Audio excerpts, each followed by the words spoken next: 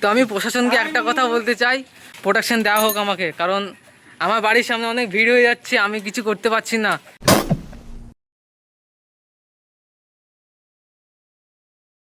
দেখতে পাচ্ছ মাত্র 3-4 হাজার ফলোয়ারে কতগুলো আমার ফলোয়ার বাড়ির সামনে দাঁড়িয়ে আছে। এটা হচ্ছে বেগুনবাড়ি মশমারা পুকুরের উপরে।